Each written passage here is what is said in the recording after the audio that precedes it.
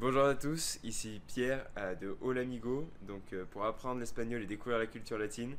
Aujourd'hui, une vidéo un peu particulière parce qu'on va revoir l'alphabet espagnol. Alors pourquoi l'alphabet? Ça peut vous paraître Ouais, simple, je vois ce mais que à tu veux vrai dire. dire, il y a beaucoup de gens qui ne connaissent pas l'alphabet en espagnol. Et j'ai remarqué ça avec les gens autour de moi au Costa Rica, les Français qui sont au Costa Rica.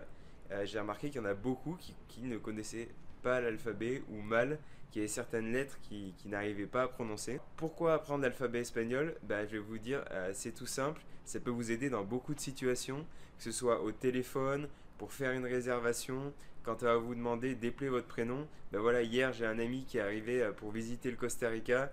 Il voulait louer une voiture pour aller à La Fortuna, qui est un superbe coin, et il n'est pas arrivé à épeler son prénom. Il a eu beaucoup de mal. Il a eu beaucoup de mal à épeler son prénom, à l'expliquer, et oui, parce qu'ils connaissent pas forcément les prénoms français, qui sont bien différents de ceux qu'il y a ici, les prénoms classiques. Quand on va vous demander d'épeler ou que quelqu'un va vous épeler un mot ou un nom, un prénom, et ben vous allez pouvoir connaître l'alphabet espagnol. Alors, l'alphabet espagnol, l'alphabeto, il contient 27 lettres contre 26 pour le français ou pour l'anglais.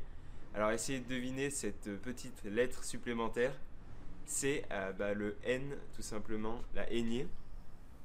Donc, on va tout de suite voir, sans plus attendre, ce fameux alphabet.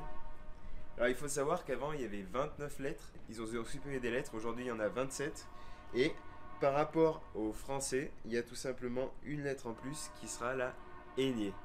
Alors, est-ce que vous êtes prêts pour la prononciation que tout le monde attend?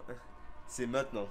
Donc, on va commencer, ça va être facile, par la A, la B, C, D, E, F, G, la G, H, la I, la J, la K, L, M, N, Ñ, O, P, Q, R, S, T, U, la V pour le V, W pour le W, X pour le X, Y et la Z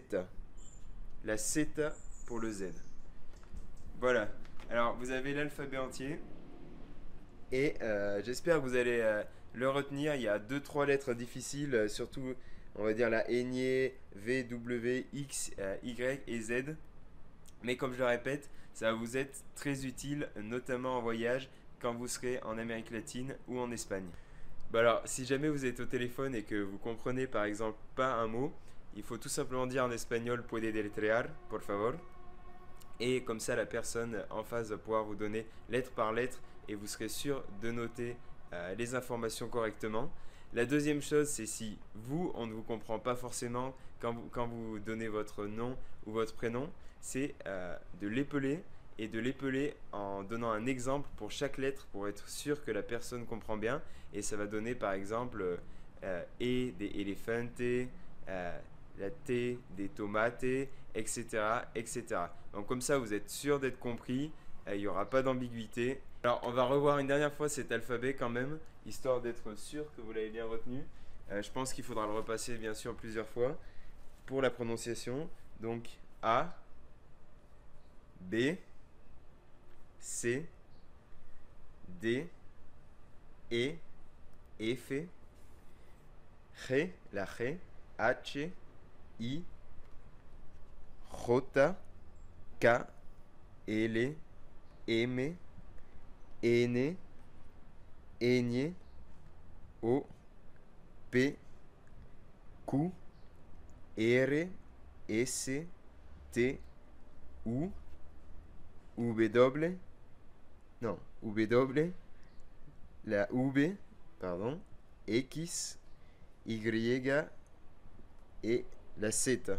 Voilà, alors c'est tout pour aujourd'hui pour El Alfabeto. Je vais vous laisser le travailler Et pour finir, j'ai trouvé une petite musique sur YouTube qui m'a beaucoup plu sur l'alphabet et il n'y a rien de tel que la musique pour apprendre les choses en rythme et pour ceux à qui ça plaît.